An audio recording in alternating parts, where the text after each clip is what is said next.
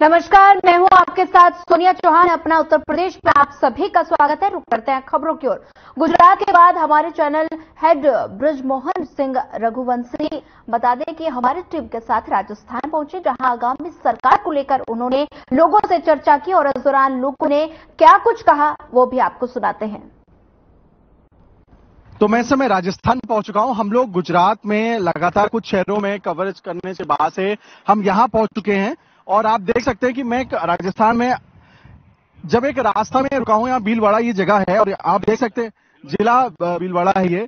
और आप देखिए यहाँ पे जो महिलाएं एक समय पर राजस्थान में कहा जाता था कि घरों में रहती थी, आपको ये नए राजस्थान की महिलाएं आपको देखने को मिलेंगी। महिला ये यहाँ पे आप ये दुकान कब से लगा रही हैं आप यहाँ पे? नहीं, आप जो है आप बोलिए। आप गुड़ला से। अच्छा, और ये कब से आप ये काम कर रही हैं? ये गुड़ला से पपीता।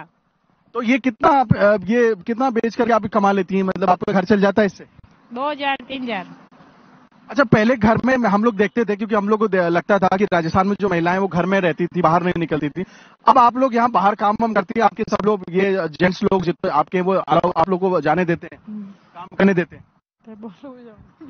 अब देखिए, ये देश की संस्कृति है। महिलाएं हमारी यहाँ पे जो आज भी बोलने से थोड़ा हेजिटेट करती है, लेकिन वो अपना काम करती हैं।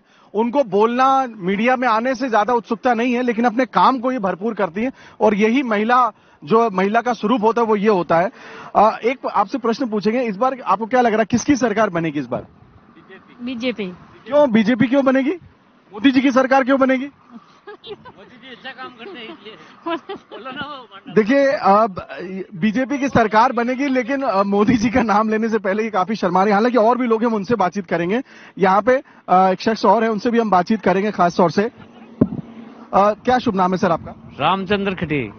आप यही लोकल राजस्थान से ही हैं? राजस्थान से लोकल। क्या लग रहा है आपको किसकी सरकार बनेगी इस बार जो है? ये भी नरेंद्र मोदी आएंगे।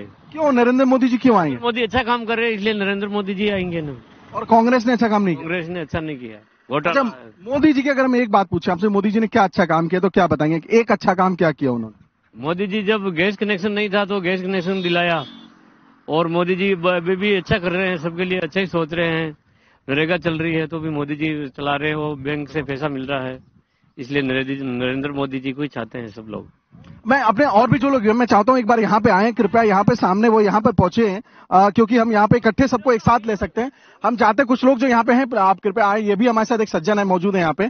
क्या शुभ नाम है आपका सर? जगदीश चंद्र वैष्णव। कहाँ से है वैष्णव जी आप? ये गुरला से। और ये आपको राजस्थान में क्या लग रहा है इस बार, खासतौर से यहाँ पे जितनी भी लोकसभा की सीटें हैं इस बार किसको वोट? में से 25 बीजेपी की आएगी, भारतीय जनता पार्टी। अच्छा, राज्य में भी सरकार आपने बीजेपी की बनाई, अब देश में भी सरकार बनाएंगे बीजेपी की? बिल्कुल सर, मोदी जी की सरकार बनेगी। अच्छा, क्यों? अगर मैं आपसे एक कारण पूछे मोदी जी की सरकार क्यों बननी चाहिए तो क्या बताएंगे? धारा 370 रखने से और राम मंदिर का अच्छा फैसला लेने से, और अच्छे काम किए मोदी जी ने। आपको लगता है फिर इस बार से जो तीसरी बार भी प्रधानमंत्री बनेंगे मोदी? नरेंद्र जी मोदी जी बनेंगे। तो आप देखिए यहाँ पे और भी लोग हैं, मैं चाहता हूँ आप आए, अपना बातचीत करें। आप खासतौर से यहाँ पे हैं कुछ लोग, ये हम इनसे भी बातचीत करेंगे। क्या शुभ नाम है आपका? सोनप्पा। अच्छा, कहाँ से हैं आप? अपना अजमेर। अच्छा, अजमेर से। क्या लग रहा है आपको किसकी सरकार बनेगी इस बार? बड़ा चर्चा चल रही है, ये सारे लोग तो मोदी जी बोल रहे हैं। मोदी जी में है तो मोदी जी आएंगे। नहीं, आप अपनी राय बताइए, क्यों सबके कहने से क्यों? आपकी राय क्या? अब सब पब्लिक मोदी जी को चाहती है और आप नहीं चाहते? पब्लिक के साथ में हम हैं। अच्छा, आप भी हैं साथ। देखिए, ये भी एक अपने आप में मोदी जी की एक बड़ी, उनके लिए बहुत खुशी की बात है कि अगर पूरी धारा एक तरफ चल रही है तो सारे लोग भी उनकी तरफ जा रहे हैं। एक और हमारे सज्जन बहुत ये मौजूद है यहाँ पे, हम इनसे ही बातचीत करेंगे। सर, क्या नाम है आपका? राम निवास। कहाँ से हैं आप सर? ये आप राजस्थान में ही लोग यहाँ के? अच्छा, अब देखिए, हम सबसे पहले अपने दर्शकों को बताना चाहते हैं कि राजस्थान हमारे लिए, हम बहुत कम आते हैं, तो इसलिए तमाम ऐसे इलाके जिसके बारे में हम बहुत अनभिज्ञ हैं, और इसलिए हम जनता से आप इसलिए पूछते हैं कि आप लोकल राजस्थान से ही हैं कि नहीं। क्या लग रहा है आपको इस बार चुनाव में किसकी सरकार बनने जा रही है? मोदी जी की। अच्छा, क्यों? ऐसा क्यों? सारे लोग मोदी जी बोल रहे हैं शायद इसलिए? मोदी जी अच्छा काम करता है एकदम से। और राहुल गांधी जी ने अच्छा काम नहीं किया? काम राहुल गांधी ने अच्छा काम किया था पहले, और क्या बाद में पिट गए थे राहुल गांधी।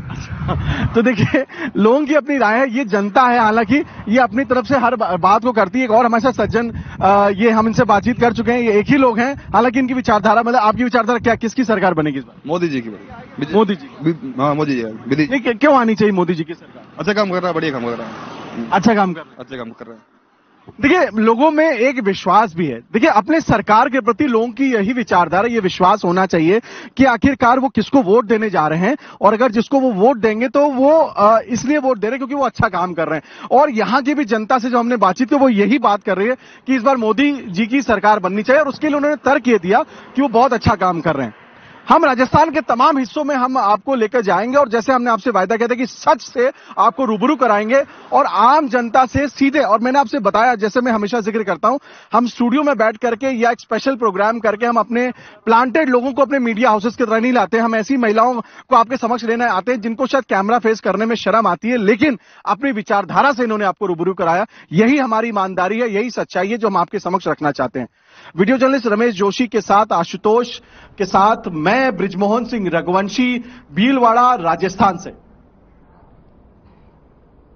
असम के गुवाहाटी में बीजेपी ने रोड शो का आयोजन किया, जिसमें केंद्रीय गृह मंत्री अमित शाह ने शिरकत की और बीजेपी उम्मीदवार के लिए जनता से समर्थन मांगा।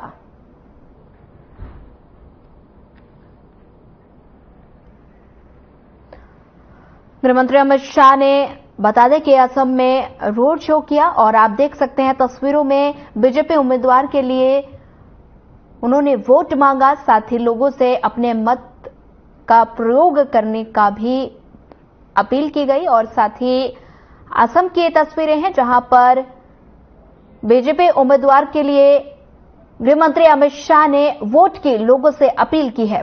गुवाहाटी में बीजेपी ने रोड शो किया, और रोड शो के दौरान काफी संख्या में यहां लोग मौजूद नजर आ रहे हैं। काफी संख्या में आप देख सकते हैं कि महिलाएं भी यहां पर नजर आ रही हैं, और साथ ही सभी ने गृह मंत्री अमित शाह का अभिनंदन किया, स्वागत किया, और कार्यकर्ताओं की भारी भीड़ भी यहां देखने को मिली।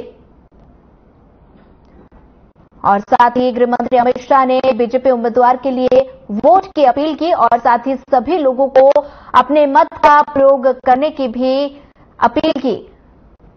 और साथ ही काफी संख्या में रोड शो के दौरान यहां लोग मौजूद नजर आए। कनाडा के उप उच्चायुक्त को एक कार्यक्रम के खालिस्तान में बता दें कि अगलावादी नारे लगाए जाने के संबंध में विदेश मंत्रालय में तलब किया गया, जिसे कनाडा के प्रधानमंत्री व्यक्तिगत रूप से संबोधित कर रहे थे। इस आयोजन में इस तरह की परेशानी करने वाली कार्रवाइयों को अनियंत्रित रूप से जारी अनुमति दिए जाने पर भारत के ओर से गहरी चिंता और कड़ा विरोध व्यक्त किया। ये एक बार फिर उस राजनीतिक स्थान को दर्शाता है जो कनाडा में खालिस्तानी नारों का कड़ा विरोध। और कनाडा उपायुक्त को तलब किया गया, खालिस्तानी विदेश मंत्रालय ने तलब किया।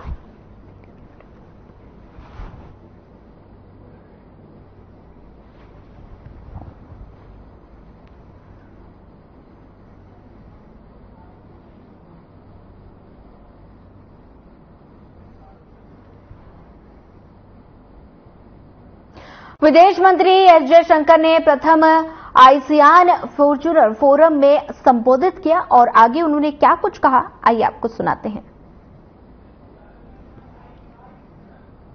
Virtually today, I congratulate Vietnam, especially Prime Minister, His Excellency Pham Minh Chinh, and my esteemed colleague, Foreign Minister, His Excellency Bui Thanh Son, for successfully holding the first ASEAN Future Forum.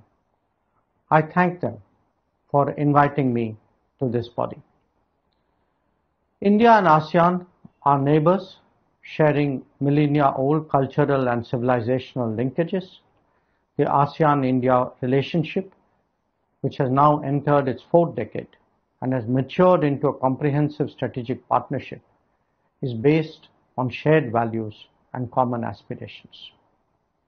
Excellencies, ASEAN is at the heart of our Act East policy and is a crucial pillar in India's wider Indo-Pacific vision. We support ASEAN unity, ASEAN centrality, and the ASEAN outlook on Indo-Pacific. India truly believes that a strong and unified ASEAN can play a constructive role in the emerging regional architecture of the Indo-Pacific. The synergy between India's Indo-Pacific Oceans Initiative, IPOI, and the ASEAN Outlook on Indo-Pacific, AOIP, that is reflected in our ASEAN-India Leaders Joint Statement, provides a strong framework for cooperation, including in addressing challenges to comprehensive security. India was among the first to accede to the Treaty of Amity and Cooperation in Southeast Asia, indicating our collective resolve towards maintaining peace, prosperity, and stability in the region. We have held the first ASEAN-India maritime exercise in 2023 and aim to hold the second edition at a mutually convenient date. Our recent operations in the Red Sea have rendered protection and support and evacuation of crew, including of ASEAN member states. As a net security provider and a first responder, India's initiative of security and growth for all in the region, SAGAR, is aimed at contributing towards peace and stability in the region. तो वहीं सरकारी प्रवक्ता रणधीर जायसवाल द्वारा साप्ताहिक media briefing की गई और इस ब्रीफिंग में उन्होंने क्या कुछ कहा, आइए आपको सुनाते हैं। Let me take these questions. First, regarding the protests that are happening in universities, Ayushi.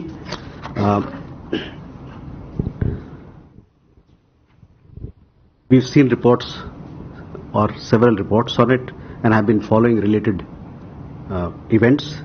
In every democracy, there has to be the right balance between freedom of expression, sense of responsibility and public safety and order. Democracies in particular should display this understanding in regard to other fellow democracies. After all, we are all judged by what we do at home and not what we say abroad. And as far as your question regarding Indian students is concerned, we are always in touch with Indian students, and as and when there are issues which have to be resolved, we'll look into it. Sudhi, regarding your question about the Tibetan issue and which you pointed out, I am not aware of these issues right now. I don't have an update on it, but let me check and let me come back to you on that. Suhasini, regarding your visit, regarding your question about NSA's visit, you know, our National Security Advisor is in St. Petersburg to attend the 12th International Meeting of high-ranking officials responsible for security matters in St. Petersburg. And on the sidelines, he's had several other meetings, including with his counterpart Patrushev in Russia. They have discussed several issues which form part of a bilateral agenda, and he has also had several other meetings with, including Mr. Celso Arim from Brazil.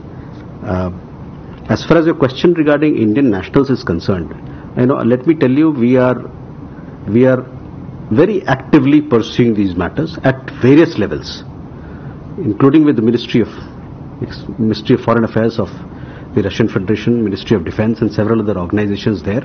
And we are committed to bring back all the people who've got in touch with us and want to be released and repatriated and returned back home.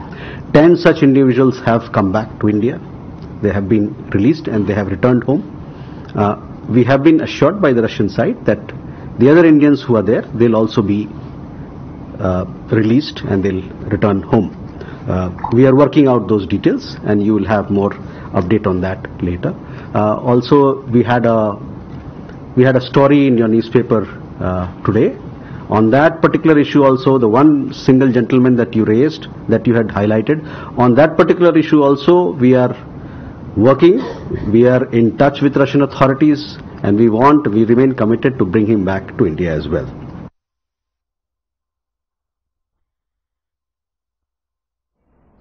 Maharashtra के सतारा में BJP ने विशाल जनसभा का आयोजन किया, जिसमें PM Modi ने भी शिरकत की और वहीं इस मौके पर पीएम को सुनने के लिए विशाल जल समूह उमड़ा और पीएम मोदी ने जनसभा को संबोधित करते हुए क्या कुछ कहा, आइए आपको सुनाते हैं। भाइयों और बहनों, हमारी सरकार में ही मेरे देशवासियों को मुफ्त राशन, मुफ्त इलाज, पक्का घर, बिजली, पानी, अनगिनत सुविधाएं आखिरी व्यक्ति तक पहुंचाने के लिए मोदी ने अपना पल पल खपाया है। और ये लाभ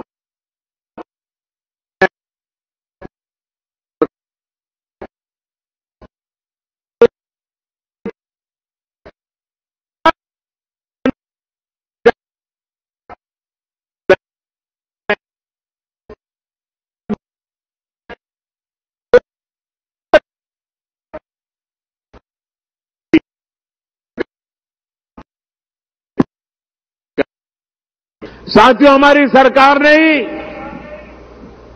आरक्षण, जो पॉलिटिकल आरक्षण की व्यवस्था है, पहले जब अटल जी की सरकार थी तब उसका कार्यकाल बढ़ा दिया था, और जब मोदी को आपने अवसर दिया, मोदी ने फिर उस कार्यकाल को बढ़ा दिया।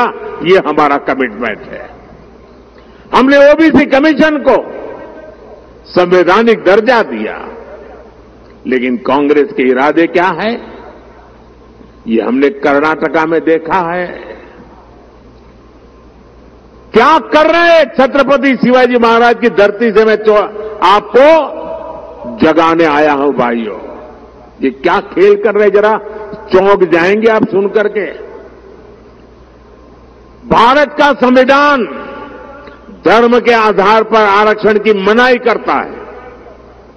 बाबा साहब आंबेडकर धर्म के आधार पर आरक्षण की मनाही करते हैं, लेकिन उन्होंने क्या किया, कर्नाटका में ओबीसी को जो आरक्षण मिला हुआ है 27%, उन्होंने रातों रात सभी मुसलमानों को ओबीसी घोषित कर दिया, एक फतवा निकाल दिया, कागज पे थप्पा मार दिया, और रातों रात ओबीसी के हक के जो 27% आरक्षण था उसमें से डाका डाला और अधिकतम उन्हीं को दे दिया।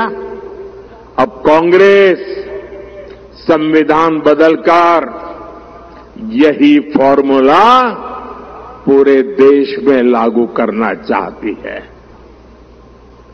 लेकिन कांग्रेस और इंडिया गाड़ी वाले कान खोल करके सुन लीजिए, जब तक मोदी जिंदा है,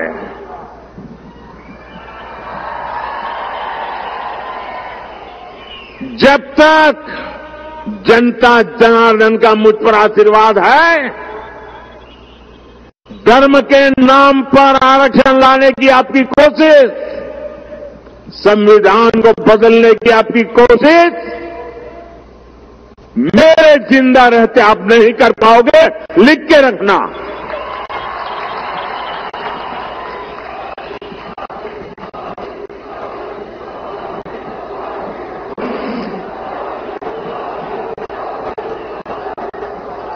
साथियों, ये 21वीं सदी टेक्नोलॉजी ड्रिवन सदी है, और मैं स्वयं भी टेक्नोलॉजी का बहुत बड़ा समर्थक रहा हूं। मैंने सोशल मीडिया का उपयोग हमेशा जनता जनार्दन से जुड़ने के लिए किया है, आपकी इच्छाओं आकांक्षाओं को जानने के लिए किया है। आप तक सरकार का कोई कार्यक्रम पहुंच रहा है या नहीं, उसमें सुधार की गुंजाइश क्या है, ऐसी फीडबैक के लिए मैंने सोशल मीडिया का उपयोग किया है। लेकिन ताजा घटनाएं परेशान करने वाली हैं, लोकतंत्र प्रेमी हर व्यक्ति को शर्मसार करने वाली हैं। जो लोग भाजपा से, एनडीए से मुद्दों के आधार पर, सच्चाई के आधार पर, अपने कार्य के आधार पर आमने सामने मैंने कहा नहीं भाई, परिवारजनों के दर्शन दर्शन की इच्छा है और मैं आज यहां आपके दर्शन करने आया हूं, आपके आशीर्वाद लेने के लिए आया हूं। और आपने जो भरोसा अपने सेवक पर जताया है, उसकी जवाबदारी मेरी है और इसलिए मैं आज यहां आया हूं। और ये जो मैं जोश उत्साह देख रहा हूं, इतनी बड़ी तादाद में माताएं बहनें आई हैं,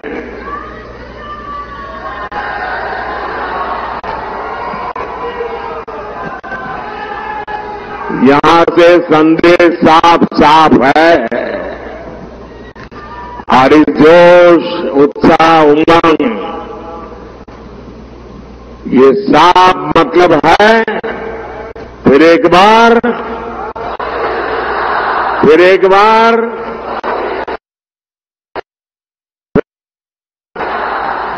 साथियों, ये मेरा सौभाग्य है। कुछ बातें याद आ जाती है जब यहां आता हूं तो 2013 में जब भारतीय जनता पार्टी ने मुझे प्रधानमंत्री पद के उम्मीदवार के लिए घोषित किया, तब तो चुनाव घोषित नहीं हुए थे, लेकिन जब मुझे घोषित गया तो मैं रायगढ़ के किले पर चला गया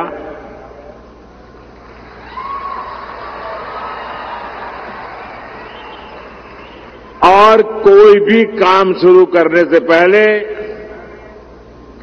मैं छत्रपति शिवाजी महाराज की समाधि के सामने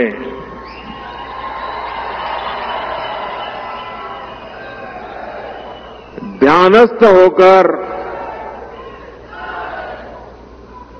उस पवित्र भूमि पर बैठा था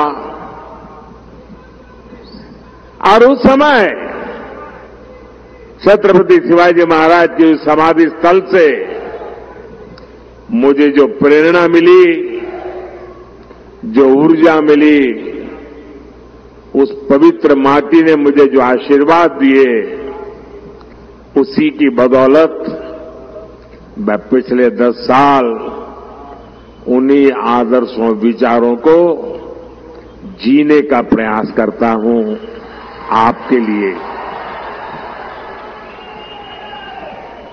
कुछ न कुछ करने का प्रयास करता हूं। साथियों, सातारा ने छत्रपति शिवाजी महाराज के सुशासन को देखा है। सातारा की ये भूमि शौर्य की भूमि है। आज